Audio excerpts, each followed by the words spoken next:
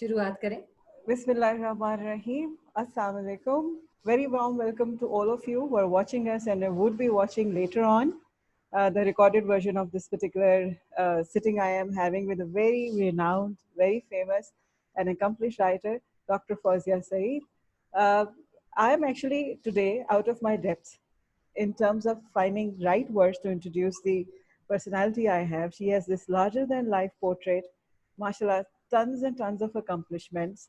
And it is not easy in words to introduce her. So I have taken her permission, with her kind permission. I will show you a video to let you know what are some of the achievements which Lux Hum Award has recently acknowledged. So, ma'am, with your permission, I'll just share the. Thank you. Just sharing my screen.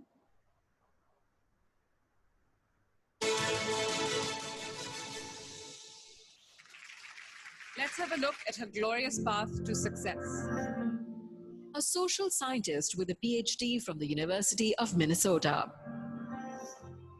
Dr. Fawzia Saeed is the Director General, Pakistan National Council of Arts, and has formerly served as Executive Director, Lok Virsa, an advisor to the UNDP on gender. She headed the UN Gender Program in Pakistan. Dr. Saeed has made significant contributions towards highlighting women's issues. She has always taken a courageous stand against sexual harassment and shown exemplary commitment to women's advancement. She is a recipient of the Battle of Crete Award in memory of the bravery of women of Crete in the Second World War by Oxide Foundation for her outstanding bravery and commitment to women causes. Lux Hum Women Leaders Award acknowledges the contributions of Dr. Fawzia Saeed in social sciences. Ladies and gentlemen, please welcome Dr. Fawzia Saeed.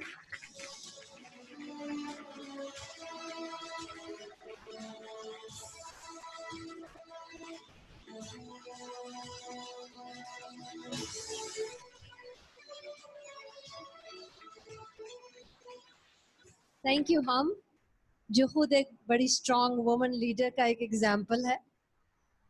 Thank you our jury.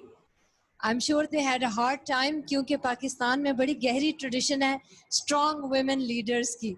मगर एक बात मैं कहना चाहती हूँ कि मैं और मेरे जैसी बहुत सी यहाँ जो ख़वातीन हैं एक चीज़ बहुत पीछे छोड़ आए हैं और वो है लोग क्या कहेंगे. मैं समझती हूँ कि जो रास्ते का हमने तयन करना है, ये जो बात हमने जिस पे फैसला करना है, उसका मयार या उसका एविडेंस सिर्फ अंदर से आता है, बाहर से नहीं आता. Thank you doctor Fauzia.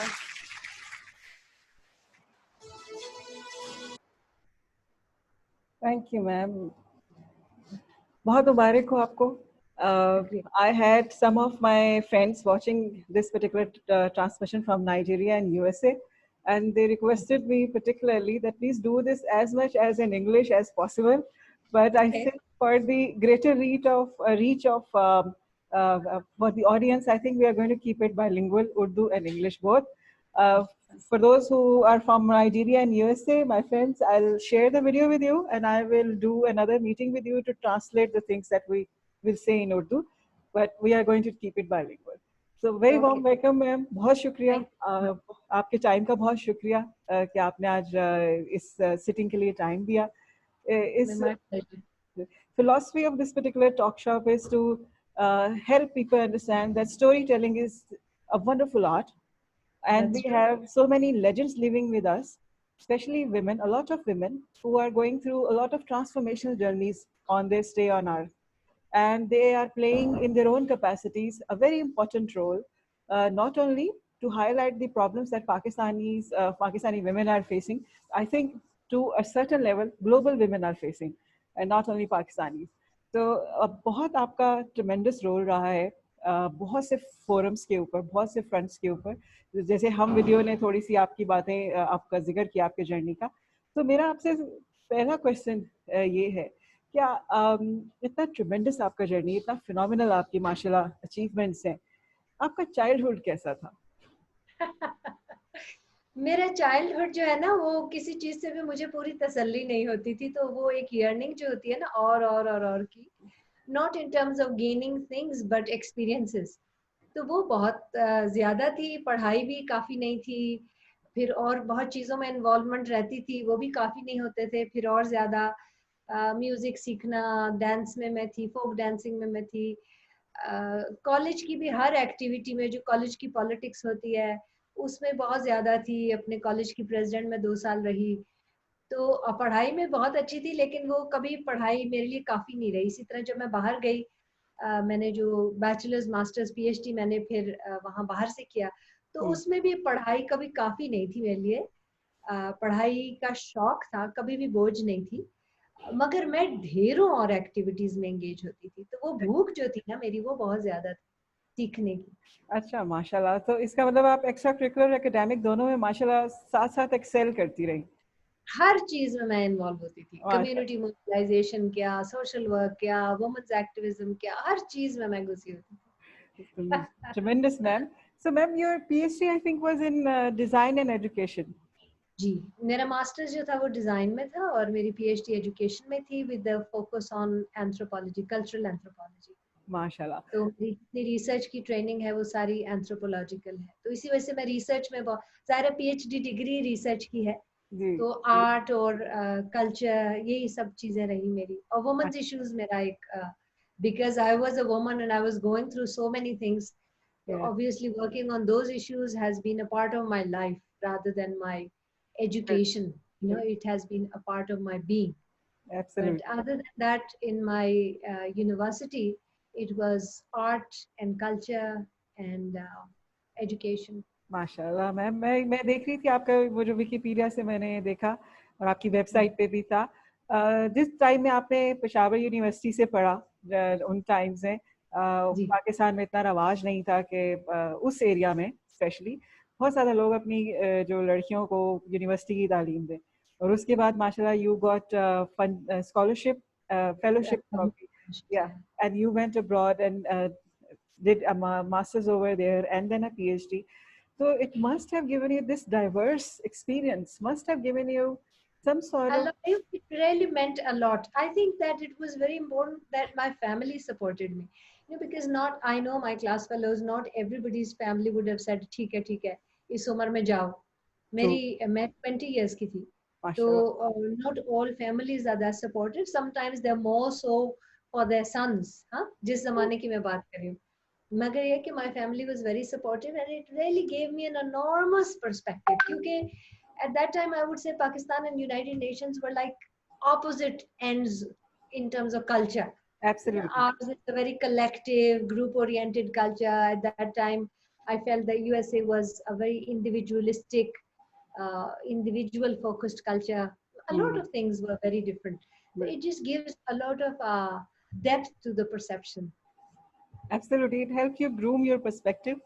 और आई एम जी, श्योर जो जिस टाइम में आप यूएसए में भी गई थी तब भी वो उतना जैसे आज it is very easy to go and get absorbed in the society in USA, तो शायद उस टाइम पे भी इतना इजी ना हो और एक पाकिस्तानी के लिए वहाँ पे जाके एब्जॉर्ब होना।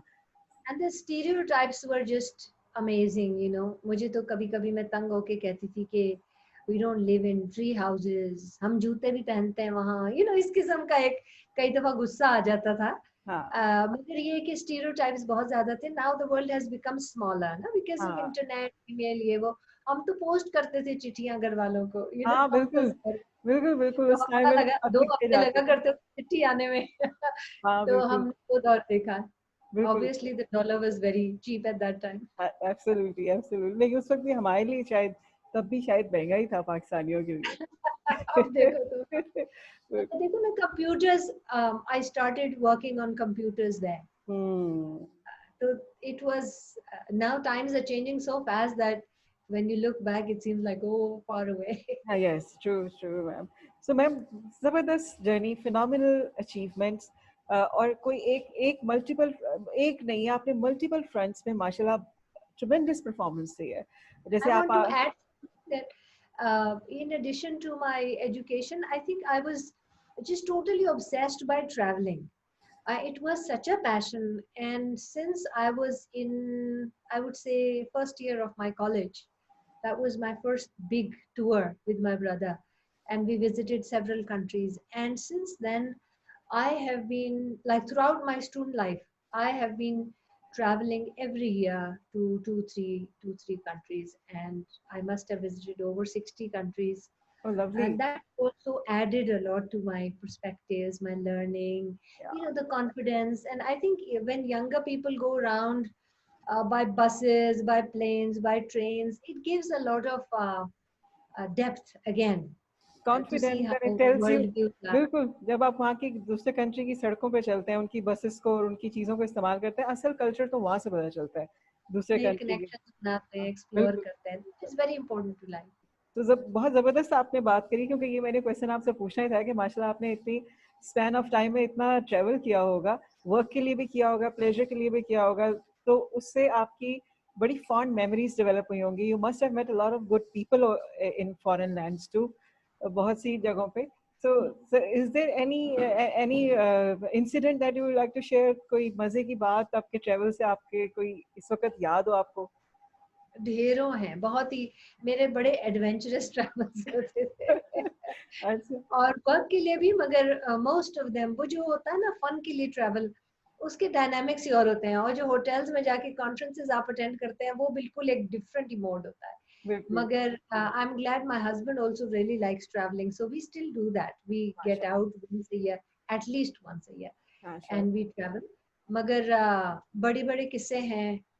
मैं एक बार फिजी में थी. ये जरा ऐसा है कि शायद पॉलिटिकली इतना करेक्ट नहीं हो, मगर मैं फिजी में थी और वो it was a mixed. I was working, I was on an assignment for the United Nations in Fiji, और प्लस वो मेरा वैसे भी टूरिज्म वाला भी ट्रिप था. तो मुझे जिस दिन पेमेंट हुई, उस दिन वो उन्होंने बहुत सारी पे किया, तो मैंने अपनी वो मनी बेल्ट होती है उसमें पैसे डाल लिए.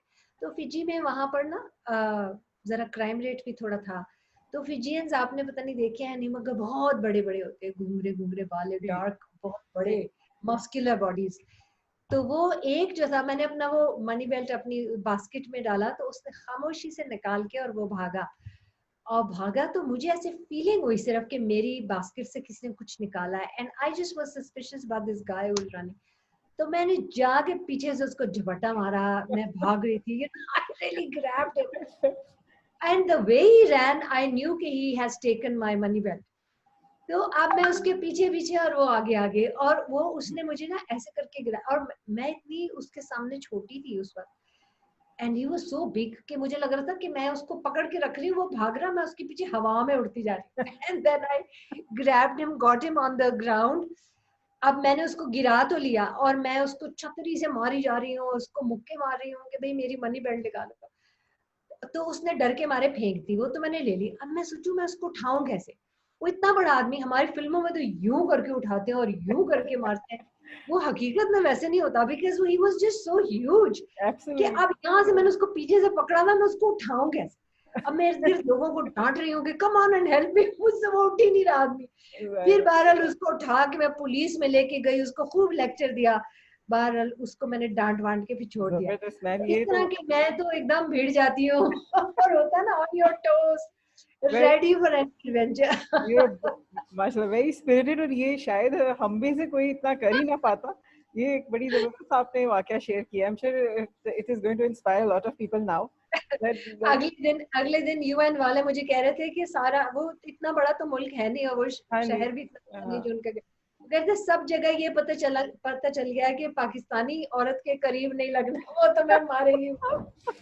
चले जबरदस्त. I think on my travel bucket list now I should put Fiji because it's now safe for Pakistani. Thank you ma'am, ये तो बहुत मजा आया ये बात सुनने का. तो मैम आपने माशाल्लाह ये बड़ा फिनोमिनल जर्नी है आपका. आपने मैंने आपके विकिपीडिया से पता चला कि जो एक चीज आपने बहुत कई चीजें आपकी माशाल्लाह यूनिक है, लेकिन एक और चीज स्कूबा डाइविंग भी आपने की हुई है. जी. तो वो भी आपने मतलब ये पाकिस्तान में भी मैंने देखा आपने पाकिस्तान में की है, फिजी में की थी, फिलीपींस में की है. इसका शौक और कैसे बिल्कुल, करो? ये ऐसा हुआ कि मैं और मेरे हस्बैंड शादी के बाद फिलीपींस मूव हो गए 3 साल के लिए. तो वहाँ फिलीपींस तो आपको पता आइलैंड से भरी हुई है और वहाँ वाटर स्पोर्ट्स बहुत ज्यादा हैं। जी। तो मैं हस्बैंड तो बहुत पहले से डाइविंग करते थे, मैंने स्विमिंग भी नहीं की थी पहले कभी, तो वहीं पर ही स्विमिंग भी सीखी, डाइविंग भी सीखी। और फिर वहाँ हमने बहुत सारे, वहाँ इतनी खूबसूरत जगह हैं और इतने कलरफुल रीफ्स हैं कि it was such a pleasure. एक और ही दुनिया एक्सप्लोर की मैंने नीचे। और अच्छा। फिर हमने बर्मा में, हम ट्रैवल तो करते रहते थे, बर्मा में डाइविंग की, फिर फ्लोरिडा में है मैनिटीज के साथ, फिर बहामास में तो खैर बहुत शार्क्स वगैरह के साथ, ग्रे रीफ शार्क्स के साथ, फिर अच्छा। फिलीपींस में इलाके थे उसमें हमने हैमर हेड शार्क्स के साथ, बर्मा में हमने सिल्वर टिप शार्क्स के साथ। मतलब वो तो आप लकी होते हैं तो आपको बड़े जानवर नजर आ जाते हैं, वरना तो बहुत सारी रीफ्स होती हैं, कोरल होता है, वो जो खूबसूरत छोटी मछलियां, it was just beautiful, माशाल्लाह, beautiful. जबरदस्त। आई थिंक क्योंकि because I don't know many people जो स्पेशली गर्ल्स जो स्कूबा डाइविंग में इतनी इंथुजियास्टिक हो, और आपकी वो विकिपीडिया से मुझे लगा, तो I thought I should ask you कि how did you come across this particular passion, because माशाल्लाह आपकी इतनी ट्रैवलिंग है और आपका जो वर्क है, जैसे मैं आपसे ये भी पूछूंगी, बहुत से लोगों ने जो आपकी बायोग्राफी पढ़ी है और आपकी वेबसाइट विजिट की, उन्होंने कहा कि आप थोड़ा सा जरूर जिक्र करें कि यूएन में जब आपने काम स्टार्ट किया था पाकिस्तान के चैप्टर में, तो वो टाइम्स इतने फीमेल फ्रेंडली नहीं थे, यानी जेंडर जो इक्वालिटी की अब रेशो है, जिन टाइम में आपने स्टार्ट किया था वो बिल्कुल बिल्कुल भी ऐसा नहीं था। तो आप थोड़ा सा अपना यूएनओ के साथ जर्नी का बताइए कि ये कैसा सफर रहा आपकी जिंदगी के लिए। Actually, you know what I started was the first gender unit for UNDP. And at that time, there were almost like 180 UNDP offices across the world. और सिर्फ न्यूयॉर्क में जेंडर यूनिट था, तो Pakistan was the first country. उसको conceive भी मैंने किया था, उसका कॉन्सेप्ट, उसकी डेवलपमेंट, और जेंडर मेन स्ट्रीमिंग उस वक्त was a new thing. And my unit, the one that I developed, was like a living example of gender mainstreaming. So it was a really cutting edge at that time. मगर हालात ऐसे थे कि even though I hired a lot of women and it was like a group of women that I groomed, मगर फिर भी इतना मुश्किल था कि जो कंजर्वेटिव एलिमेंट्स होते हैं जिस भी ऑफिस में हो, यूएन में हो या किसी और में हो, उनको यही लगता है कि women should be empowered for outside world. They should not be empowered enough to look in our eye and actually question our decisions. तो ये एब्सोल्युटली। तहरीकों में भी होता है, दफ्तरों में भी होता है, घरों में भी होता है कि अभी तक है। अपनी औरतें एम्पावर्ड हों, ताली बजाएंगे, लेकिन बाहर वालों के लिए हम्म। जिस दिन वो अंदर अपना क्या कहते हैं मुंह फेर के और आपसे सवाल कर बैठे ना, खामंदों से या हाँ, जो भी तो आपके ये अभी तक ऑफिसर्स है। हैं या आपके अपने मुल्क की लीडरशिप हो, जिस दिन आपसे सवाल करें तो वो कहते हैं ओए हमें आके दिखाती है। हाँ। तो ये एक फिनोमेना रहा। हालांकि UN has been facilitating empowerment of women, और ये बिल्कुल ही मतलब आप ये समझो कि इंटरनेशनल एथिक्स का नमूना। मगर वहाँ बहुत हरासमेंट हुई, और मेरे ख्याल है ये मेरी बातें बहुत दफा हुई हैं कि वहाँ पर फिर एक केस हुआ 3 साल मेरे साथ, डिस्क्रिमिनेशन भी कहो, हरासमेंट कहो। सपोर्टिव लोग भी होते हैं, लेकिन ऐसे लोगों को फिर जब ऑफिस का कल्चर ऐसा होता है जो पनपने देता है, वो उनको पकड़ नहीं पाता। तो फिर हम 11 औरतों ने एक साहब के खिलाफ, सभी औरतों ने उसी के खिलाफ कंप्लेन किया। It took us a long struggle कह लो, आप जो भी कह लो, हमारा अपहिल टास्क था सारा। और फिर हमें तकरीबन 1 साल लगा इससे फाइट करने में, ज्यादा ही 1.5 साल के करीब। और फिर finally we won the case. तो वो एक बहुत हिस्टोरिक है, और वहीं से मेरी हाँ। सारी हरासमेंट की स्ट्रगल शुरू हुई। और फिर मैंने उस सारे केस को डॉक्यूमेंट किया अपनी किताब में, जिसका वो भी मालूम है, वर्किंग विद शार्क्स, उसका मैंने नाम दिया है। बिल्कुल जब आपको बिल्कुल। समझ आ गई, मैं डाइव करती थी तो शार्क्स वार्क्स से मेरा वास्ता रहता था, लेकिन बिल्कुल वही ह्यूमन तो कह रही शार्क्स है ना, वो बड़े जालिम बहुत होते हैं। ज्यादा बिल्कुल। उसका उर्दू में नाम है भेड़ की खाल में। और ये मैंने अब तो पीडीएफ बना के, और मेरे जो पब्लिशर थे उसके ना चाहते हुए भी मैंने ये फ्लोट कर दिए हैं सोशल मीडिया पे, हम्म। क्योंकि मैं नहीं चाहती कि हमारे स्टूडेंट्स अगर नहीं खरीद सके तो उनको कोई हाँ, प्रॉब्लम हो। ये ये आपने किताब बहुत सब जबरदस्त बात करी, क्योंकि ये वाकई आपके ये जब मैं अपलोड करूंगी तो मैं आपकी वो जो वेबसाइट के ऊपर पीडीएफ का लिंक है वो मैं जरूर अपलोड करूंगी, क्योंकि वो बुक थोड़ी सी मैंने पढ़े, पढ़ी है, पूरी पूरी नहीं पढ़ी, लेकिन वो बहुत जबरदस्त, आपने बहुत पावरफुल इंटेंस नैरेटिव है उसके अंदर। बहुत बहुत। पढ़ी, जल्दी पढ़ी जाती है। मुझसे जो भी मिलता है वो कहता है हमने 2 दिन में खत्म की, एक वीकेंड पे खत्म कर ली। जरूर। People usually get into it, gripping सी स्टोरी है क्योंकि वो सारी मेरे दिल की जो बातें थी वो मैंने उस पे हाँ, लिखी कि किस तरह केस हमने लड़ा, कैसे हम औरतें जम के इकट्ठी रही। बहुत से लेसन्स भी हैं उसमें, बहुत से। बिल्कुल और बिल्कुल। फिर मैं ये कहूंगी कि यूएन के अंदर भी बहुत रिफॉर्म आया और पाकिस्तान के अंदर भी बहुत रिफॉर्म आया। और यूएन में I am very proud to say कि इतना हुआ कि मैंडेटरी ट्रेनिंग्स उनकी मैनेजमेंट के लिए, उनके लोगों के लिए। फिर अभी रिसेंटली यूनाइटेड नेशंस ने मुझे दोबारा हायर किया और उन्होंने कहा अब आके वो जो अनफिनिश्ड बिजनेस है वो खत्म करो यहाँ हाँ, पाकिस्तान में यूएनडीपी में, which was such a nice thing. Yes. और इतना इमोशनल मोमेंट मेरे लिए और इतना इमोशनल मोमेंट यूएन की मैनेजमेंट के लिए था कि मुझे वापस उन्होंने हायर किया। और फिर मैंने बहुत सारी वहाँ ट्रेनिंग्स कराई और बहुत, मेरा एक होता है ना हीलिंग होती है, आपके दिल को सुकून आता है कि आपने एक साइकिल पूरा किया। मैंने वैसे जिंदगी में बहुत साइकिल्स पूरे किए हैं। माशाल्लाह, ये अल्लाह की अता है, अल्लाह की ब्लेसिंग है कि बहुत सारी आपने जहाँ पे अकॉम्प्लिशमेंट्स किए हैं, तो बहुत सारे टफ टाइम से भी आप गुजरी हैं, which has reformed you and given you a different eye to look at things. So आपकी जो तो मैम आपकी जो आशा के साथ अलायंस थी, वो जो आपने बनाई थी, उसके साथ आपका जर्नी ये यूएन के साथ ही स्टार्ट हो गया इस था? केस ये केस जो है ना, ये बहुत हिस्टोरिक केस हुआ, ये जो हम 11 औरतों का था, क्योंकि यूएन में भी पूरा एक रिफॉर्म का सिस्टम स्पार्क ऑफ हुआ और हमने फिर पाकिस्तान के लिए आशा तहरीक जो है वो शुरू की, सारी वर्किंग वुमेन ने मिलके, और पूरे पाकिस्तान में वो फैली। हर तरह की काम करने वाली औरतें, चाहे वो खेतों की हो, मजदूरों की हो, चाहे वो पार्लियामेंटेरियंस हों, बड़ी कंपनीज के सीईओज हों, सारे मिल गए थे। और मर्द भी बहुत साथ आए। मेरा तो बहुत ही फेथ है कि औरतों की जो भी स्ट्रगल्स होती है मेरी, उसमें मर्दों का बड़ा अहम हिस्सा होता है, क्योंकि बहुत सारे मर्द हैं। मैं उस तरह से डिवाइड अप नहीं करती हूँ सोसाइटी को बड़ी तेजी के साथ कि ये मर्द है, ये होते हैं। तो आशा में बहुत मर्दों का रोल रहा, चाहे वो पार्लियामेंटेरियंस हो, चाहे वो काम करने के हमारे एक्टिविस्ट साथी थे। तो ये 10 साल तहरीक चली। हम्म। और फिर फाइनली पार्लियामेंट को हमने कन्विंस किया, जो शुरू में बहुत दिक्कत हुई, लेकिन बीच बीच में आपको मैं बताऊं, हर पार्टी में अच्छे लोग होते हैं जो सिंसियरली अंदर से जंग लड़ रहे होते हैं। हम्म। इस तरह मैं कभी भी किसी भी इदारे को, चाहे वो गवर्नमेंट की ब्यूरोक्रेसी हो, चाहे वो पार्लियामेंट के पॉलिटिशियंस हो, चाहे वो कोई भी हो, जुडिशरी के जजेस हो, मैं हम्म। एक रंग से पेंट नहीं करती उनको, क्योंकि हम्म। जिंदगी में यही देखा कि उसमें ना बहुत ग्रे टोन्स होती हैं। और आपको मिल जाते हैं साथी लोग, अच्छे लोग एब्सोल्युटली। आपको मिल जाते हैं। अभी भी पाकिस्तान में हमारी सोसाइटी का कुछ डिजेनरेशन हुआ, लेकिन अभी भी आपको बड़े अच्छे लोग मिल जाते हैं, इदारों में बैठे होते हैं, जो आपके साथ जुड़ते हैं, जो आपके मकसद के साथ, पैशन के साथ जुड़ते हैं। तो पार्लियामेंट से फिर हमने अप्रूव कराए 2 laws, and I feel very proud. और मेरा ख्याल है ये बहुत ही चंद ऐसे लॉज में से हैं जिनकी इम्प्लीमेंटेशन बहुत अच्छी हो रही है। कई दफा लोग झुंझलाते हैं, कहते हैं जी लॉज बन जाते हैं, इम्प्लीमेंटेशन नहीं होती, पर ऐसा नहीं होता। लॉ बनने से एक जुर्म जो है वो खत्म नहीं हो जाता, ट्रू। मगर उसकी डिटरेंस हो जाती है, और एक आपको रास्ता मिल जाता है, जो खड़े होके कंप्लेन करना चाहे उनको एक रास्ता मिल जाता है। बिल्कुल। सो बहुत अच्छी तरह इम्प्लीमेंट हो रहा है। आई feel very good about it. नहीं ma'am, I think through this program I would like to thank you for taking this stance and fighting the fight for those nameless women who were voiceless for a very long time. और आपने एक बहुत historic instrumental role play किया है। पाकिस्तान की history में जब भी लिखी जाएगी विमेन एम्पावरमेंट के बारे में, आई थिंक आपका नाम और आपके जितने भी लोग जिन्होंने इसमें आपकी सपोर्ट की, उन सब का नाम बड़े फ़ख्र से लिखा जाएगा। और ये मेरे लिए बड़े एजाज़ की बात है, और वो लोग जो आज मेरे थ्रू ये आपको देख रहे हैं, हमारे लिए बहुत एजाज़ की बात है कि हम आप जैसे लोगों के साथ इस टाइम में है जब हम आपसे बात कर सकते हैं, आपसे सीख सकते हैं और आपसे इंस्पायर हो सकते हैं।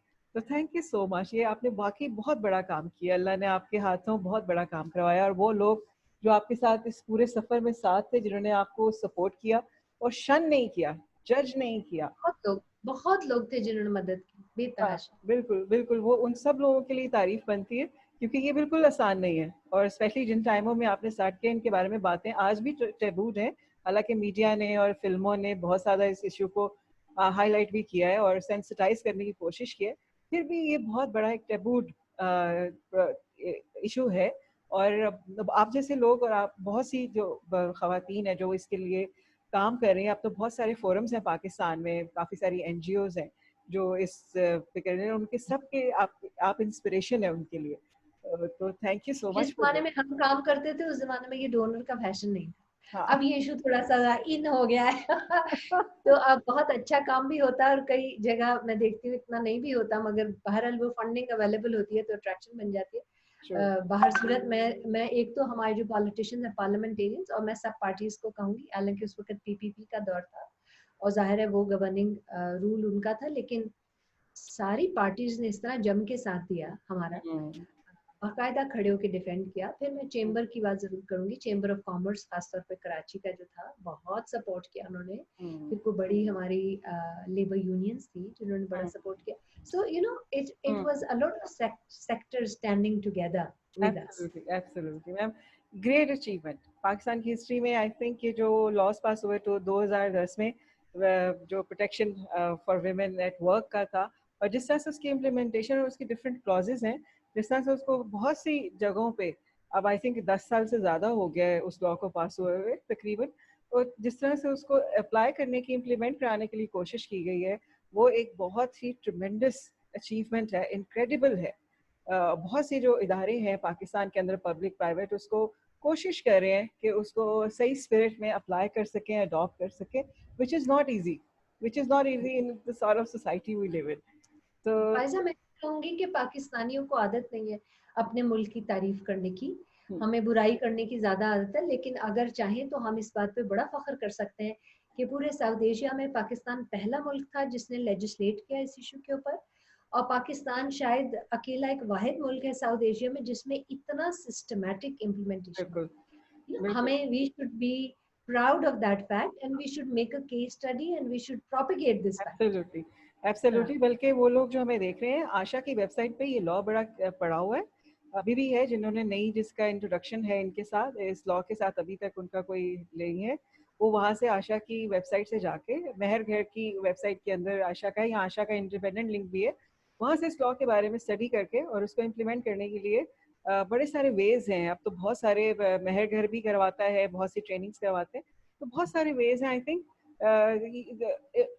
स्पिरिट को फॉलो करना बहुत ज़रूरी है, और चूंकि ये बड़ा सेंसिटिव इशू है, इसमें अगर आप स्पिरिट को फॉलो नहीं करेंगे तो मामला ख़राब हो सकते हैं। उसकी वो जो जिस काम के लिए वो बना है वो नहीं फॉलो होगा। तो मैम, इसके साथ आपके, मेरे पास कुछ क्वेश्चंस आपके लिए आए हुए हैं, लेकिन उन क्वेश्चन से पहले, आप माशाल्लाह आपने थ्रू आउट हर लाइफ बहुत बड़ी बड़ी पोस्ट पे काम किया, यूएन में काम किया आपने, लोक विरसा में काम किया, अब आप माशाल्लाह डायरेक्टर जनरल हैं इस वक्त पीएनसीए में, और जब आपने लोक विरसा में चार्ज लिया तो आपने बड़ी विजिबल वहाँ पे चेंजेस लेके आए। और आर्ट के बारे में भी अगर हम देखें तो पाकिस्तान में थोड़ी सी हमें स्ट्रगल करनी पड़ती है, आर्टिस्ट को भी, आर्ट को भी अभी तक करनी पड़ती है, तो इसके पीछे आपको क्या रीज़न नज़र आती है?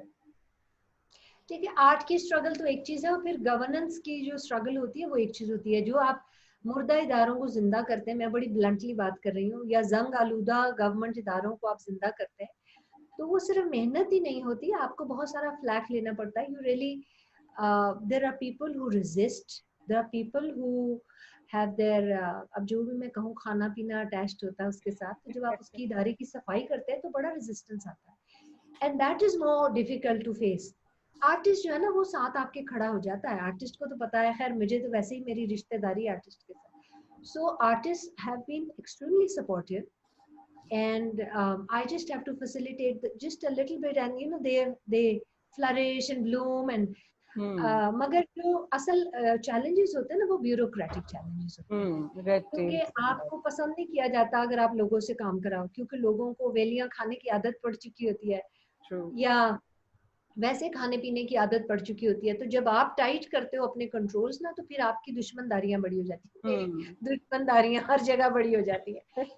तो अगर आप उन्हें खाने दें आराम से तो फिर कोई मसला नहीं होता। अगर आप हलवे कद्दू की तरह बैठ जाएं और बस जैसे चल रहा है चले जाएं, और खूब वीआईपी बन के बैठ जाएं, इधर डिनर पे चले गए, उधर डिनर पे चले गए, जिंदगी बड़ी आसान है। लेकिन अगर आप क्वेश्चन करें और आप कहें नहीं ऐसा नहीं, इस तरह होना है, टेंडर ठीक से होना है, आप लोग यूं नहीं कर सकते, और आपको सुबह को आना है और आपको शाम तक बैठना है, बस फिर आप सोचो ना कि कैसी कैसी अखबार में खबरें निकालते हैं। अब आप देखो कोई चीजें मेरी हैं जो बड़ी अच्छी, जिन पे मैं खुश हूँ, ठीक है, जैसे मैं लोक विरसा में थी, तो एक जो मैंने कामों में से एक जो काम है जिसमें आई फील वेरी प्राउड इज के मुद्दतों से उनकी आर्काइव जो थी ना, देवर मेस, स्कूल से लेके, और कई दफा हर मैनेजमेंट छोटी मोटी ट्राई करते रहे उसको डिजिटाइज करने की, नहीं कर सकते। मैंने 3 साल के अंदर दिन रात एक करके कई कई शिफ्टों में काम करा के, मुझे ये था कि ये हमारी अगली जनरेशन का है सरमाया, एक ये मेरे पे जो कह लो कर्ज है. I wanted to get them digitized and uploaded on a search engine. मैंने बहुत काम किया, 3 शिफ्ट्स में I made people work, और 20-20 लोगों की मैंने शिफ्टें बिठाई होती थी. उनको डिजिटाइज किया, उनको स्प्लाइस, उनको छोटे टुकड़ों में आपको काटना पड़ता है, एंड देन डॉक्यूमेंट करना पड़ता है, and then you make put them in a searchable database. वो करके आप, ये ऐसे है कि आप एक आर्टिस्ट का नाम एक बोल भी बोले तो गूगल तो बड़े चीजें, हम तो छोटा इदारा था.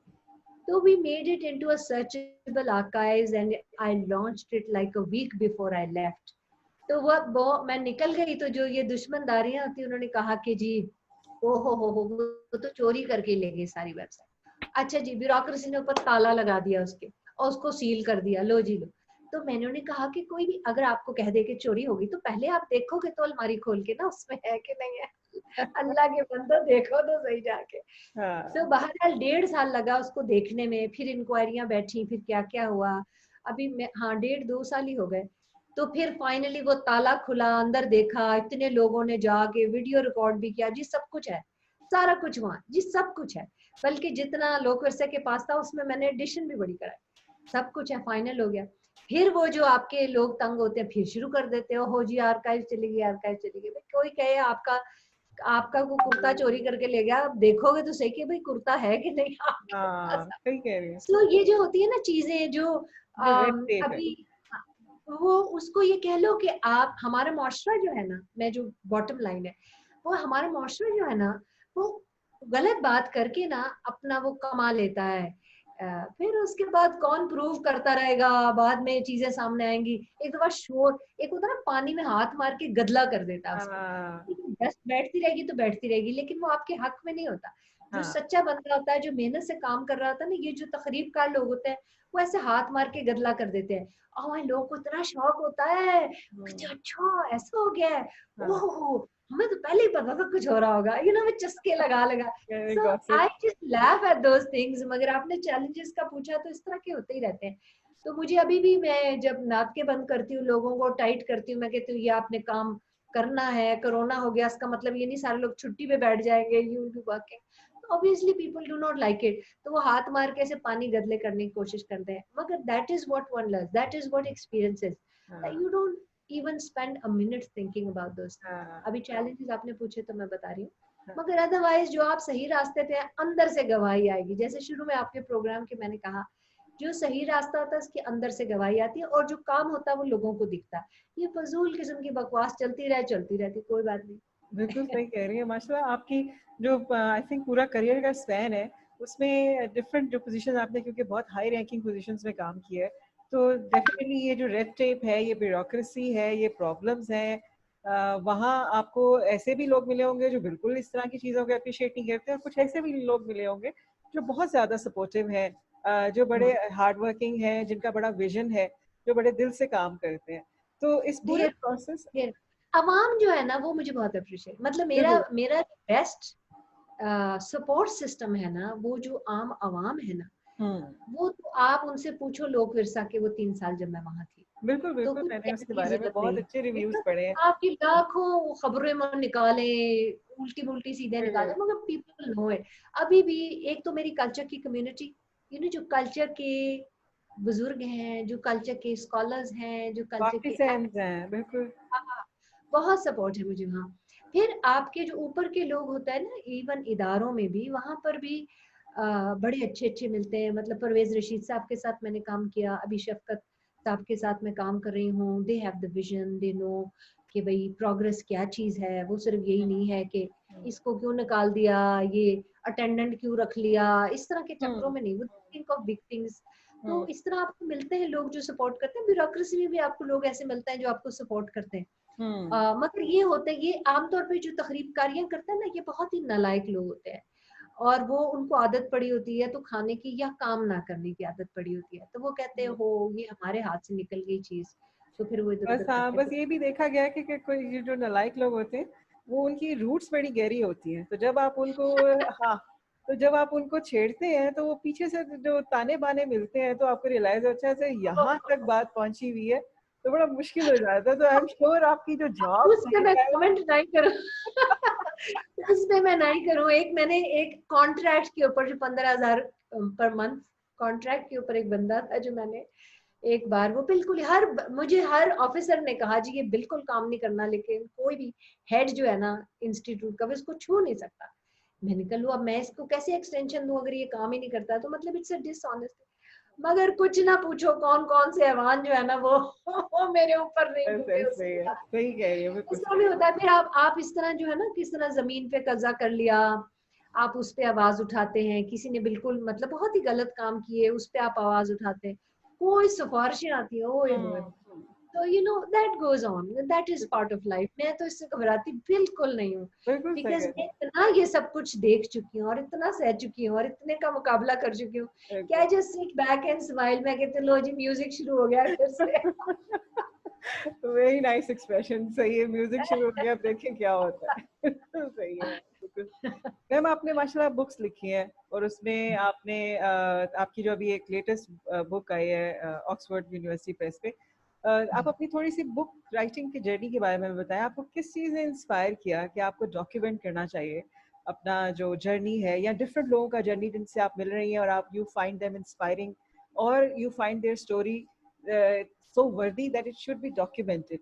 तो ये आपका बुक राइटिंग का जर्नी कैसे स्टार्ट हुआ?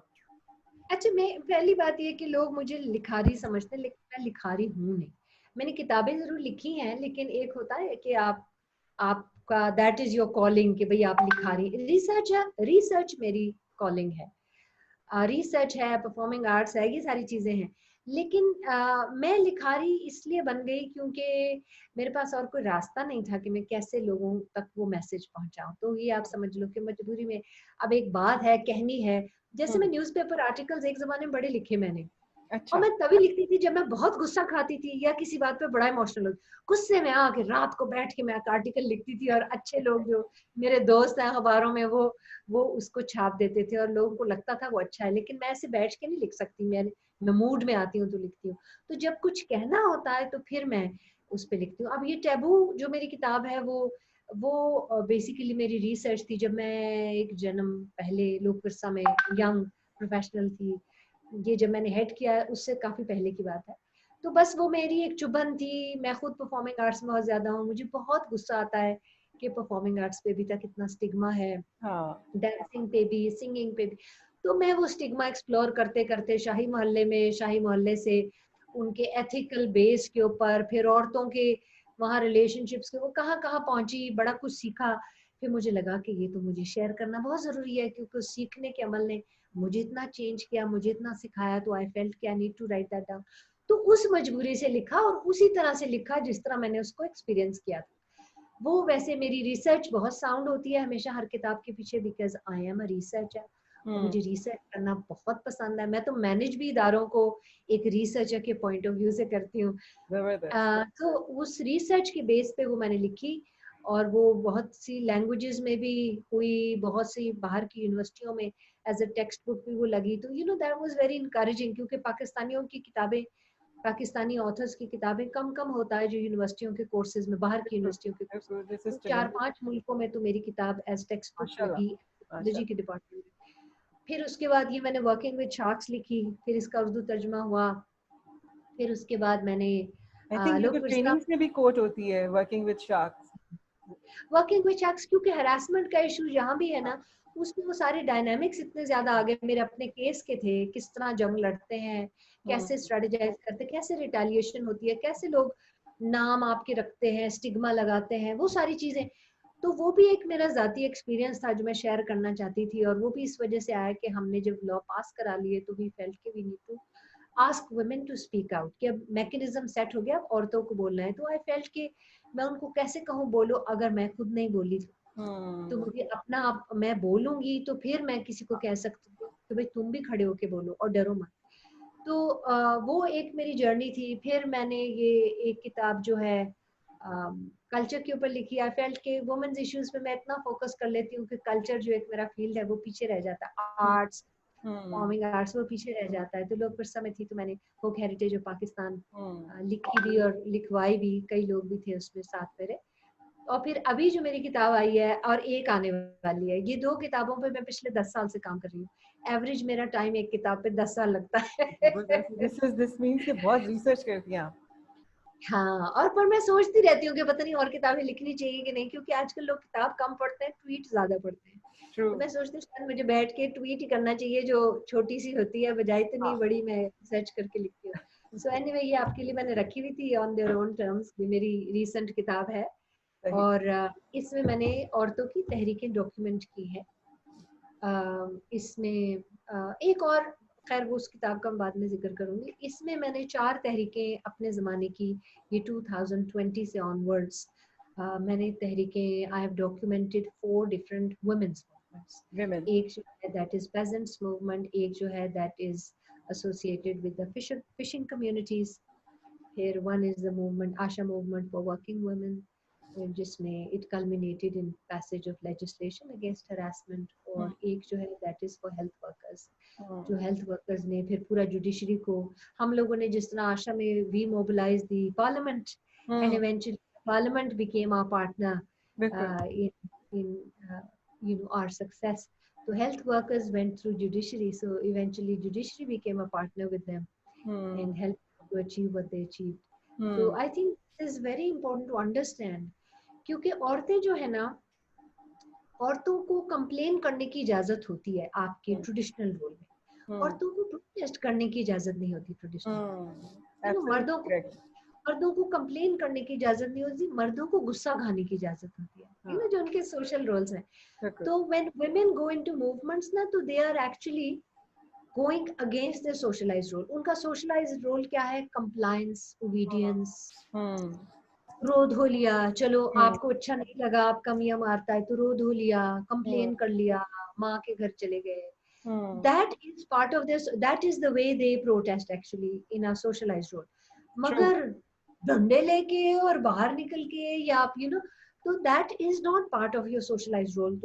तो it is not just challenging to achieve what you want to achieve, but it is very challenging to go counter against your socialized role, क्योंकि उससे पहले आपको थपेड़ा पड़ जाती है ये बुरी औरत, ये देखो जरा बच्चे घर में छोड़ के सड़क पे चली गई, ये देखो नारे लगाती है। So what stigma है? Leaving the objective aside, just the fact that you mobilize, just the fact that you're demanding, just the fact that you're protesting is a huge challenge that women have to do. इन सारी तहरीकों में लोगों को घरों से तलाकें हुई, लोगों को, औरतों को मार पड़ी, औरतों की हड्डियां टूटी, even from their families at times, because just the fact that they mobilized, strategized, they traveled and they participated in protest is a huge thing for them. तो सलाम करना चाहिए ना फिर ऐसी औरतों को जिन्होंने बाकियों के लिए आगे रास्ता खोला उस वक्त। तो in your narrow perspective you think ये क्या बदतमीज औरतें हैं, लॉ एंड ऑर्डर सिचुएशन बना दी, पत्थर मार लिया, ये वो। मतलब तहरीकों में सब में नहीं पत्थर मारे जाते, but I am just saying in general. बिल्कुल, मतलब लॉन्ग रन में लोग नहीं देखते कि these are the door openers, these are the women who pave the path for the future generations. तो उस वक्त तो वो डंडे खाती है, मगर बाद में people benefit from what they achieve. बिल्कुल, ठीक है। बिल्कुल। तो मैम आपने माशाल्लाह इतना थ्राइविंग करियर, प्रोफेशनल और माशाल्लाह पर्सनल, तो आप किस तरह से ये बैलेंस मेंटेन करती हैं बिटवीन प्रोफेशनल और पर्सनल लाइफ? ये बहुत मुश्किल है with somebody with your scope of work, it is not easy to achieve, so how do you maintain that? I don't have these separate categories. मेरा ख्याल है कि बहुत सारी औरतें जो तहरीकों में आती हैं और इतना कुछ देखो सहती हैं। हम लोग जो मैनेजमेंट पोजीशंस में भी आते हैं ना, तो हमारी it is not just governance that we have to look after, a lot of it has to do with us being women. और मेरे से उम्र में छोटे होंगे, मेरे से नॉलेज में छोटे होंगे, लेकिन कोई बाबू होंगे जो मुझे वो सोचेंगे कि भाई जो भी हम कहेंगे ये ओबीडियंस इज हर थिंग, वो मेरा रोल हो। अगर मर्द हो तो शायद वो ऐसे ना सोचे, ठीक है ना, वो सोचे कि घरे की हेड है, का हेड है, तो ये वो, तो one has to deal with all those thing. तो इसलिए पर्सनल और ये पब्लिक इतना सेपरेट होता नहीं हमारे लिए। बिकॉज हमारी जिंदगी में हर चीज जो है ना वो इस पर्सपेक्टिव से, कई लोग हैं वो कहते हैं मर्द औरत आप सोचो ही ना, because a man can have those problems, a woman can have those problems, वो ठीक है, वो ठीक है। लेकिन मैं आपको बताऊं कि डायनामिक्स होता है कि अगर मैं एक मर्द हूं तो वो शायद मुझसे इस तरह बात नहीं करे, एक औरत हूं तो वो मुझसे इस तरह बात करेगा। बिल्कुल। ये और बात है कि हाँ मैंने उसको डील करना सीख लिया, एक मर्द भी डील करना सीख लेता है, मैं भी सीख लेती हूँ। तो इस वजह से ना अब like my family is very used to my कह लो चैलेंज भरी जिंदगी, ठीक है ना। because it has always been uphill for me, that is my normal, uphill is my normal। लोगों को ऐसे, अभी आप भी प्यार से बात कर रहे हो, आपने बड़ा अचीव किया, आपने ये किया वो किया, वो बाहर से देखने के लिए ठीक है, तो मैं भी शुक्रिया सर हिला के कहती हूँ thank you very much, you know, और मैं अब क्या कहूँ। लेकिन जो जी रहा होता है ना उसको, उसके लिए कोई ऐसा वो फूलों का बिस्तर नहीं होता। ट्रू, बहुत Yes, मुश्किल है, बहुत मुश्किल है वो अपने आप को। हाँ, आप ये सोच के नहीं लड़ाई लड़ते हो कि मैंने जिंदगी में अचीव करना है, यू नो, आप ये सोच के लड़ाई लड़ रहे होते हो कि इतना बड़ा पत्थर जो किसी ने मेरे रास्ते में रख दिया, इसको मैंने तोड़ के गुजर जाना है आगे। See? तो देखने वाले का परसेप्शन अलग होता है, हम लोग जो लड़ाई कर रहे होते हैं हमारा परसेप्शन अलग। अभी मैं अगर पीएनसीए को हेड कर रही हूँ तो मेरी पूरी फोकस ये है कि ये इदारे का मैंडेट इतना बड़ा है और ये इदारे ने अपने मैंडेट के हिसाब से परफॉर्म नहीं किया, वो छोटा परफॉर्म करता है। तो मैं इसको कैसे, इसके मैंडेट जो इसको दिया गया मैंडेट हमारे पार्लियामेंट, उसके हिसाब से कैसे परफॉर्म करूं, ठीक है। मैं ये नहीं सोच के कर रही काम कि जी मेरे लॉरल्स होंगे और मेरी अचीवमेंट्स होंगी और लोग ताली बजाएंगे और कहेंगे वाह वाह फौजिया ने क्या काम किया, ऐसा नहीं होता। मैं कहती हूँ जब इसके मैंडेट का हिस्सा फिल्म है तो फिल्म क्यों इतनी इग्नोर हुई, जब इसके मैंडेट का हिस्सा आर्टिस्टों का की परवरिश है या उसकी प्रमोशन है तो क्यों ये नहीं, मैं उस पेन से एक्ट कर रही हूँ, ठीक है ना। I want it to perform, I want my team to build its capacity and perform, क्योंकि that is what we owe to Pakistani, you know, हम पाकिस्तानी है, हमारे कल्चरल इदारे हैं, they should perform at its best. तो मैं आपको बता रही हूँ कि अंदर का परसेप्शन और होता है जो बाहर देखने वाले का परसेप्शन। तो मेरी फैमिली क्या, मेरी फैमिली यूज्ड टू हो गई है कि इसने तो, इसके साथ तो चीजें होती रहनी है। अभी वो न्यूज चल रही थी सुबह को कि जी उसकी तकर्री जो है वो ठीक नहीं हुई है, ना आई वाज जस्ट लाफिंग, मैं कह रही थी लो जी म्यूजिक शुरू हो गया फिर से। पीएचडी इनको बाहर से पीएचडी जो है, जो ये सैक्रिफाइस करते हैं कि वो मतलब बड़ी बड़ी जॉब्स ना लें गवर्नमेंट से बाहर और 1/3 या 1/4 सैलरीज के ऊपर अपने मुल्क की अपनी गवर्नमेंट की जॉब्स लें, तो उनकी तकर्री में इनको प्रॉब्लम नजर आ जाता है। तो कोई बात नहीं है, ठीक है, कोर्ट वो मतलब जानेगा, जाहिर है आगे मसला होगा। मगर मैं आपको बता रही हूँ घर वाले जो है ना वो यूज्ड टू हो जाते हैं। सही। फिर वो ये कहते हैं, फिर वो ये नहीं सोचते कि वाह जी वाह ये बड़ी अच्छी जॉब पे हो गई, अब तो बड़ी इसकी आगे पीछे यू नो बड़ी वीआईपी बन जाएगी, ऐसा नहीं हो। इसलिए पब्लिक प्राइवेट बहुत मिक्स्ड है, दे नो माय डिफिकल्टीज, उनको पता है इसको कीड़ा है, इसने पाकिस्तान के लिए मर खप के कट के जूते खा के फिर इसने ऐसी को पोस्ट ले लेनी है जिसमें इसको जंग बैठ के उतारना पड़ेगा, काइयां धोनी पड़ेंगी इदारों की। तो क्या है, मेरे से एक्सपेक्टेशन नहीं होती कि मैं भाई हर किसी के शादी ब्याह, हर किसी की गमी खुशी में जाऊं, मुझे इतनी धुन नहीं सवार होती है, टाइम मिला चले गए, नहीं है तो कॉल बैक भी नहीं कर सकते कई दफा पर्सनल चीजों पे, अब ऐसे ही है जिंदगी। ऐसे ही बिल्कुल मैम। तो मैम आपका पीएनसी के साथ अभी सफर कैसा चल रहा है, ऐसे कोई ऐसे कोई इनिशिएटिव जिससे आपको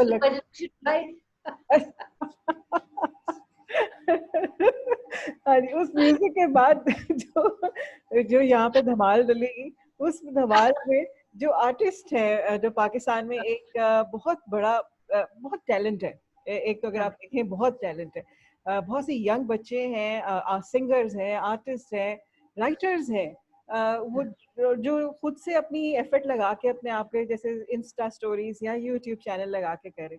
तो पीएनसीए जो है उनको इस तरह के यंग बच्चों को या इस तरह के आर्टिस्ट जो स्ट्रगलिंग आर्टिस्ट है उनके लिए कोई ऐसा प्लेटफॉर्म बनाने की कोशिश कर रहा है कि जहाँ पे वो आराम से आके नेशनलाइज यानी सेंट्रलाइज तरीके से इस आर्ट के लिए, जैसे आपने एक मूवमेंट दूसरे के लिए स्टार्ट की थी विमेन एम्पावरमेंट और उनकी इक्वालिटी के लिए, कुछ ऐसा आप यहाँ देख रही हैं फ्यूचर में पॉसिबल है?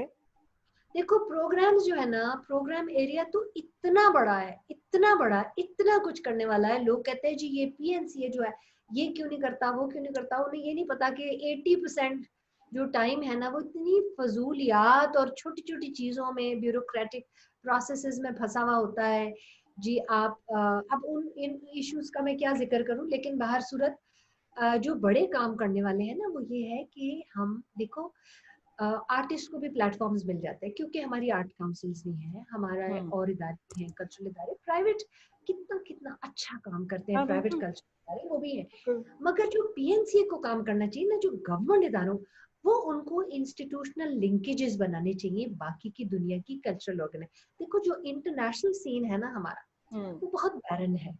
हमारे मुल्क का तस्वुर जो है, हम लोग मैजिक कर सकते हैं अगर चाहें। बिल्कुल जो बिल्कुल। गवर्नमेंट के कल्चरल इदारे हैं, हम अपनी एम्बेसडरियों के हाथ मजबूत करें, हम अपना बाहर इमेज बिल्डिंग करें, हम एक एक प्रोग्राम 10-10 लैंग्वेजेस में डब करके बाहर भेजें भाई।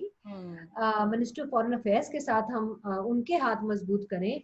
फिर हमारा एक एक अच्छी फिल्म बन जाती है, वो क्या है, अपने पर्सनल कॉन्टैक्ट्स पे यहाँ लगवा रहे हैं, वहां लगवा रहे हैं। हमारा इंस्टीट्यूशन कोई मैकेनिज्म नहीं है कि हम अपनी फिल्मों को खटाखट बाहर भेजें, पूरी उसकी नेटवर्किंग हम फेस्टिवल्स पे भेजें। हम लोग, आप देखो कि ये इतने फेस्टिवल्स होते हैं जिसमें हमारे विजुअल आर्टिस्ट पार्टिसिपेट कर सकते हैं। वो काम हमारे जैसे दारों का होना चाहिए और हम कर सकते हैं। बिल्कुल। That is the dimension which is most important. ठीक है, यंग लोगों को भी हमें करना चाहिए, वो सब कुछ करना है। लेकिन जो इंटरनेशनल काम जो बनता भी है, देखो पीएनसी और लोक विरसा को फेडरल में क्यों रखा गया था, कल्चर डिवॉल्व हो गया था ना 2010 में, लेकिन हमें फेडरल में क्यों रखा गया, हालांकि हमें भी वो बांट सकते थे टुकड़ों में। ठीक है, इस वजह से कि हमारा मैंडेट जो है वो इंटरनेशनल ट्रीटीज भी है, जो कल्चरल पैक्ट्स होते हैं वो भी है। हमने एक कल्चरल पॉलिसी बनाई, ठीक है, जब मैं लोक विरसा को हेड कर रही थी तो उस वक्त वो मैंने लीड किया, पिछली गवर्नमेंट थी, उसके बड़े सीनियर लोग थे और सारी पार्टीज के लोग थे। अब वो पॉलिसी इसलिए बनाई गई क्योंकि वो फेस है हमारा इंटरनेशनल, ठीक है ना, हमने प्रोटेक्ट करना क्या है। फिर इसी तरह अभी भी चाहे वो फिल्में हो, चाहे वो विजुअल आर्टिस्ट हो, चाहे वो परफॉर्मिंग आर्टिस्ट हो, हमारी अब कहाँ जाती है परफॉर्मेंसेस बाहर, शाज और कदर। तो ये जो है ना कि हम पैक्ट्स करें, हम कोलैबोरेशंस करें, बाहर के मुल्कों से लोगों को यहाँ बुलाएं, हम यहाँ के लोगों को एक्सपोजर दें, हम अपने आर्टिस्ट को बाहर भेजें, हम उनके लिए ये जो एक, आप देखो की भी फिल्म होगी ना अगर हॉलीवुड की, उनका मैकेनिज्म ऐसा है, मतलब थर्ड रेट फिल्म भी होगी ना, वो पूरी दुनिया में जाएगी, वो कितनी जबानों में डब होगी, वो बाद में पूछेंगे कि वो अच्छी फिल्म थी या बुरी। हाँ, फ्लॉप हुई है नहीं हुई ये बाद में आता है, वो बात की बात है। उनका मैकेनिज्म ऐसा है, वो पूरी दुनिया में फैल जाती है। तो हम क्यों नहीं अपनी फिल्मों के साथ, अपने आर्टिस्ट के साथ मैम ऐसा कर अर्थकूल का एग्जांपल ले सकते हैं। अर्थकूल जैसे आजकल बहुत हाइप है पाकिस्तान में और बहुत स्ट्रॉन्ग ड्रामा है।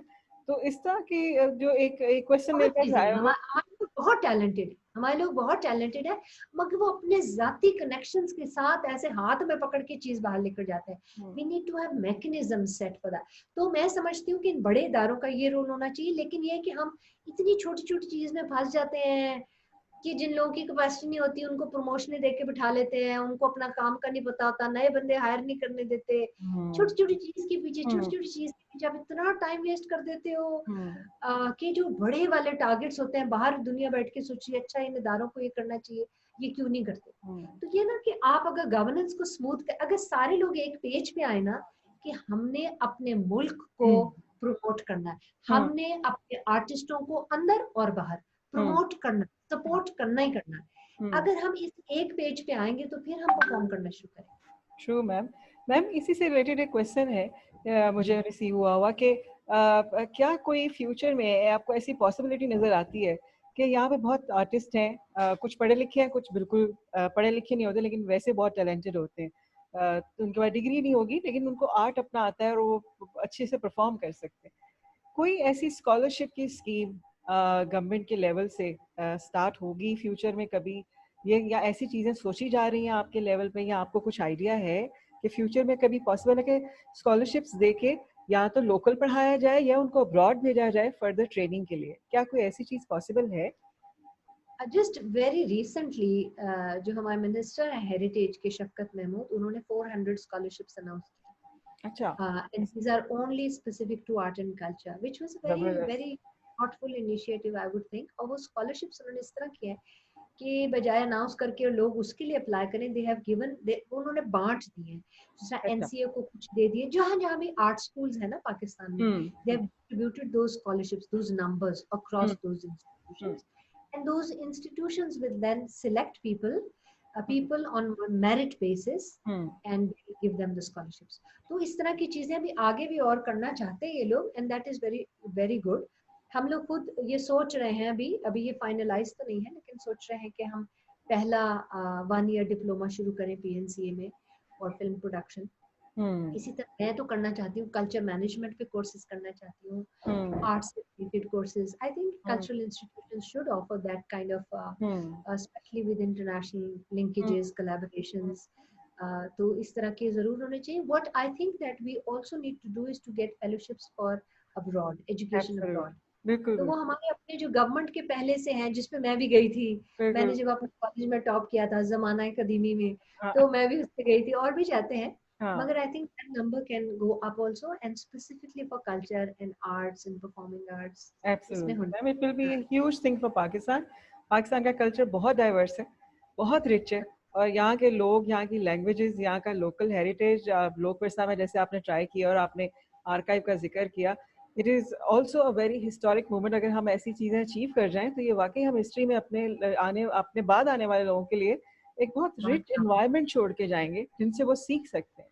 तो और आर्काइव्स का आपने मेंशन किया, तो मैं आपके इस इंटरव्यू के हवाले जो भी सुन रहा है उसको मैं बता रहा हूँ कि लोक विरसा की आर्काइव्स बहुत इंटैक्ट है, ना सिर्फ इंटैक्ट है, वो एक बहुत हाई लेवल, मतलब probably the most advanced archives in Pakistan. मैं इतने कॉन्फिडेंस से कहती हूँ क्योंकि रेडियो पाकिस्तान ने भी बहुत काम किया अपने आर्काइव्स पे, अभी तक कंप्लीट नहीं हो पाई. पीटीवी जो है वो तैयारी में है, मेरे ख्याल है पिछले 2-3 डेकेड से वो तैयारी में ही है. अब शायद उन्होंने प्रोसेस शुरू किया है. अगर उन्हें सीखना है तो लोक विरसा की आर्काइव जाके देखें. और ये जो लोग बार बार रूमर्स उड़ाते रहते हैं कि आर्काइव जो है वो लुट गई, पिट गई, चोरी हो गई, तो मतलब मैं इस इंटरव्यू के हवाले से ये कहना चाह रही हूँ कि प्लीज धुरक रखें. इससे ज्यादा बेहतर, इससे ज्यादा बेस्ट आर्काइव्स अगर जाना है, सीखना है तो सीखो. इस कदर अच्छी तरह वो कहते हैं सर्चेबल और बहुत बड़े उसके ऊपर सर्वर के ऊपर आप वहां जाएं, कांटेक्ट करें. स्कॉलर्स के लिए इट शुड बी ओपन. तो आप देखें कि वो कितनी अच्छी कंडीशन में है. और ये जो ट्विटर ट्रेंड्स स्कैंडलस से उठते रहते हैं, इनसे बाज आए और अच्छी चीज को तारीफ करना सीखें और जिंदगी में कोई इंटरेस्ट अपनी जिंदगी में डालें. थैंक यू सो मच कि आपने बताया कि लोक विरसा की प्लेटफॉर्म से जो हिस्ट्री है, रिच हिस्ट्री है हमारी, वो आर्काइव में मौजूद है. एक क्वेश्चन जो इसी हिसाब से मुझे रिसीव हुआ था कि पाकिस्तान में आपको लगता है कि जो बहुत हमारे शायद किसी का अपना थॉट है कि जो साइंटिस्ट है, मुस्लिम साइंटिस्ट, बहुत बहुत नाम रहा उनका, और इस तरह के बहुत फिलोसफर्स हैं, हिस्ट्री भरी हुई है साइंटिफिक इन्वेंशंस में, और उनमें उनके बारे में कभी कोई डॉक्यूमेंट्रीज बच्चों के लिए या बाकी लोगों के भी रेफरेंस के लिए कभी हमारी तरफ से कोई एफर्ट नजर नहीं आए? हो सकता है ये उनका अपना व्यू है. क्या आपको ऐसा फील होता है कि इन चीजों पे ज्यादा काम होना चाहिए, इनसे कुछ फर्क पड़ सकता है? Absolutely true. I think Islamic history has been documented also. But अभी मुझे मालूम है अरीब अजहर जो है, he's working on this exact concept of documenting the love for science, you know, and Islamic history, because I think his perspective is कि why are people so anti-science today? or anti-creativity today, when we used to be, या we जिसको भी आप कह लो, Islamic जो भी scholars थे, वो एक जमाने में आर्ट से प्यार करते थे, क्रिएटिविटी से प्यार करते थे, साइंस से, इनोवेशन से, क्वेश्चनिंग से, इजादात से. तो फिर क्या हुआ कि आजकल के मुसलमान जो हैं, इन्हीं सारी चीजों से वो बहुत नाला रहते हैं. बिल्कुल. तो आई थिंक इजी एक्सेस भी नहीं है इन स्टोरीज का, इजी एक्सेस भी नहीं है. अगर आप देखें तो आपको गूगल पे, विकिपीडिया पे आप लोगों के नाम लिखें तो इंडिविजुअल स्टोरी जरूर मिल जाती है, लेकिन डॉक्यूमेंटेड फॉर्म में आपको बहुत कम मिलेगा जरूर, बहुत बहुत कम. और मैं ये कहूँ कि उन दौरों से भी आपको इंस्पिरेशन लेनी चाहिए, लेकिन आजकल तो इंस्पिरेशन बेबहा है। ये नहीं, आप गूगल खोल लो और बैठ के आप इंस्पायर ही होते रहो, इतना कुछ है। जब आप ये कहते हो कि जी वेस्ट से हम यूं अच्छे हैं और हम एथिकली अच्छे हैं और हमारा बेस अच्छा है, तो भाई इनोवेट भी करो ना। आपको सर दर्द की गोली खानी हो तो आप वेस्ट की गोली खा रहे होते हो। आपने तो एक एस्पिरिन भी इजाद नहीं की अपने मुल्क में, कोई एक टीका भी इजाद नहीं किया। अभी इतना देखो ना, ये किट्स जो हैं जो कोरोना टेस्टिंग किया, तो हर चीज जो है आप मंगाते ही हो ना बाहर से। तो हम अगर मुसलमान नेशन है तो हम क्यों ना प्राइड करें भाई, इनोवेशन इजाद को पीछे कहाँ छोड़ा है, कहाँ भूला है हम लोग। और क्रिएटिविटी आप देखो ना, अभी तक हम ताजमहल के फख्र करते हैं, हम बड़े बड़े मॉन्यूमेंट्स कहते हैं जी ये मुसलमानों का आर्किटेक्चर था। तो मुसलमान तो आज भी है ना भाई, आज भी आर्किटेक्चर कुछ बना लो। तो हम कहते हैं क्रिएटिविटी जो है वो तो बस तफार है। तो आई थिंक कि इंस्पायर होने के लिए सिर्फ उस दौर की चीजें जरूरी नहीं है। हम आज अगर आजू बाजू देखें, हम कहें वो कौमें कहाँ जा रही है, तो हमें भी तो कुछ थोड़ी तगदो करनी थी। जबकि मैं कहती हूँ टैलेंट तो अटा पड़ा है इस मुल्क में, इतना टैलेंट है, इतने ब्राइट लोग हैं पाकिस्तानी। मैं पाकिस्तानी हूँ तो अपनी बायस के साथ नहीं कह रही, हो सकता है कोई मुझे कहे, मेरा मियाँ मुझे हमेशा कहता है कि पाकिस्तान के पीछे फिदा ही रहती है। लेकिन मैंने तो बहुत मुल्क देखे हैं ना, मैंने बहुत मुल्कों के लोग देखे हैं। मतलब जो हम वेस्ट को बड़े से बड़ा मुल्क भी समझते हैं ना, उसके ऊपर के कुछ लोग हैं जो बहुत अक्लमंद है। आम लोगों से आप बात करो तो आप you are kind of bit shock कि आपको इंटेलिजेंस सड़कों पे नहीं मिलती है, मगर हमारे आपको रिमोटेस्ट विलेजेस में इंटेलिजेंस मिलती है। बिल्कुल ये बात तो लोग जबरदस्त की हैं आपने। दे आर इंटेलिजेंट, उनको हमने ट्रैक पे डालना है या उनको हमने कहना है भाई इजादें अच्छी चीज है तो वो लग पड़ेंगे। अगर हम कहते रहेंगे नकल अच्छी चीज है तो नकल करेंगे। So I think we need to tap on that ना। I am a true believer in Pakistanis capacities, मगर उनको जंग हम खुद लगा देते हैं, तो उसको हमें निकालना। मैम आपसे बातें करके बहुत मजा आया, आपने बहुत कुछ आपके बारे में जाना आज, बहुत शुक्रिया। You talk very candidly about so many things. हमारे प्रोग्राम का टाइम खत्म हो रहा है, बस एक क्वेश्चन कि आपने माशाल्लाह बहुत फुलर लाइफ जी है, बहुत सक्सेसेस से भरी हुई, प्रॉब्लम्स भी आई लेकिन आपने उनको ओवरकम किया। तो is there anything still on your bucket list? कुछ किताबें रहती हैं जो मैं लिखना चाहती हूँ और बाज नहीं आती मुझे। मेरे हस्बैंड भी बहुत कहते हैं कि आप बुक्स ना लिखो, या तो तुम स्क्रीन प्लेस लिखो जिसपे फिल्में बने, या तुम शॉर्ट फिल्म्स बनाया करो। क्योंकि 10 साल लग जाते हैं किताब लिखने में और फिर वो पता नहीं हमारे लोग पढ़ते भी हैं कि नहीं। अभी जिस तरह की नई आई है तो मुझे नहीं मालूम कि पढ़ी जाएगी, मैं चाहूंगी कि लोग पढ़ें। बहरहाल जो मेरी बकेट लिस्ट पे है ना, वो एक तो ये है कि 2-3 किताबें और हैं जो मेरे सिस्टम में हैं, जो सिस्टम से निकलनी है अभी। और दूसरा ये है कि मैं सोचती हूँ, आई सपोज ये मिलते जुलते ही हैं। हर दफा मैं कहती हूँ बस अब मैंने रिटायर, अब मैंने कोई ऐसी जॉब नहीं लेनी जिसमें साथ साथ म्यूजिक बजे और साथ साथ काम और दिन रात एक और नींदें गायब। और फिर मैं कोई ऐसी ले लेती हूँ पोजीशन। लेकिन बस मेरे मियाँ यही सोचते रहते हैं हमने किसी आइलैंड पे जाके बस डेरे डाल लेने हैं और बस हमारे कंप्यूटर्स होंगे और हम बैठ के किताबें लिख रहे होंगे और पढ़ रहे होंगे। तो ऐसा सोचते हैं। पता नहीं कभी होगा या नहीं होगा। Inshallah, ma'am. You have such wealth of knowledge still to be shared, still to teach us, still to inspire. So there are so many stories which are still untold. And I think it's your powerful pen which inshallah will make it happen. And we'll wait for all those things. So बहुत शुक्रिया ma'am, आपसे बात करके बहुत मज़ा आया. Thank you so much for all your time. इंशाल्लाह pretty soon हम सब एक दोबारा से इसी प्रोग्राम में talk shop by Faiza Tasneem में एक और इंस्पायरिंग स्टोरी के साथ इंशाल्लाह इसी वीक में दोबारा से आपके साथ आएंगे. Thank you so much. खुदा हाफिज. Thank you ma'am. Thank you. खुदा हाफिज.